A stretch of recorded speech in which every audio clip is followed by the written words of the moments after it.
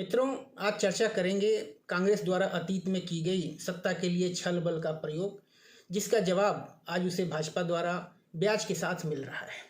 आज कांग्रेस एक सती सावित्री की तरह कह रही है कि बीजेपी सरकारों को गिरा रही है, लेकिन कहावत है कि बुढ़ापे में हर वेश्या अपना अगला जन्म सुधारने के लिए पुण्य करती है और धार्मिक बातें करती है। वही हाल कांग्रेस का है।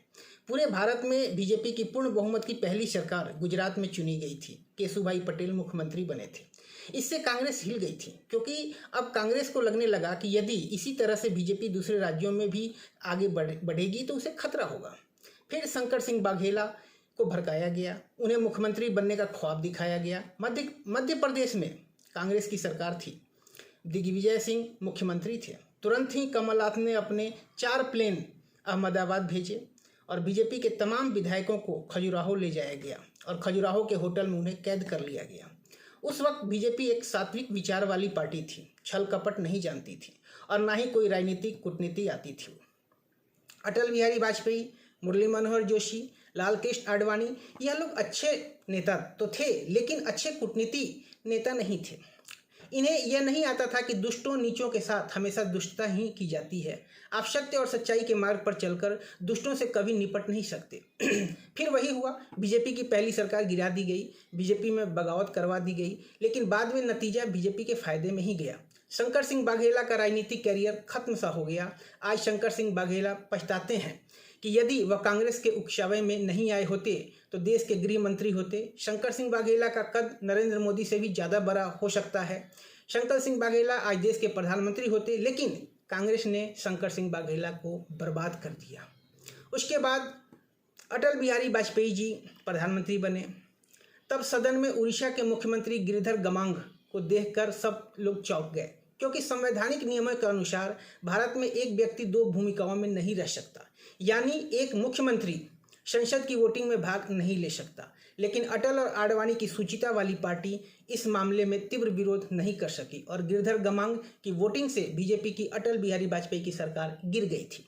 और निश्चित देखिए कि सुप्रीम कोर्ट ने 8 महीने के बाद कहा कि गिरधर गमांग का वोट गलत था, यानी कांग्रेस कोर्ट से लेकर राष्ट्रपति, राज्यपाल सबको अपने बस में मैनेज करती थी, सत्ता का बलात्कार करती थी, कानून का बलात्कार करती थी, तब सब ठीक था। अब कांग्रेस को लग रहा है कि जो खेल उसने खेला था, अब वही खेल मोदी और अमित शाह की बीजेपी उसके साथ खेल रही है। तब यह लोग बिलबिला रहे हैं, कांग्रेसियों तुमने ही सिखाया है कि राजनीति कैसे की जाती है। पिछले 72 घंटों में सेकुलर खेमे में गजब का सन्नाटा पसरा हुआ है। खामोशी है, मरघटी खामोशी। केरल से लेकर जेएनयू तक, 10 जनपद से लेकर कोलकाता तक, रवीश कुमार से लेकर अजीत अंजुम तक, सब सन्निपात के मरीजों की तरह बुदबुदा रहे हैं, बस कुछ बोल नहीं पा रहे हैं। कहा तो कल तक अग्निवीर को विरोध में ये लोग ट्रेनों को जलवा रहे थे, एक नई पारी दिख रही थी उनमें। शुक्रवार की पत्थरबाजी में एक नया मोड़ दिख रहा था इन्हें। कहा ये एक साथ 2-2 वज्रपात कर रहे थे। जैसे ही राष्ट्रपति पद के लिए माननीय द्रौपदी मुर्मू जी के नाम का प्रस्ताव आया, सालों से मजे लेते एलिट क्लब के सदस्यों को साफ सूंघ गया। ऊपर से द्रौपदी जी ने शिव मंदिर में झाड़ू लगाकर नंदी के कान में धीरे धीरे जो मंत्र पढ़े, वह इनके लिए जहर की तरह सीने में उतर गया।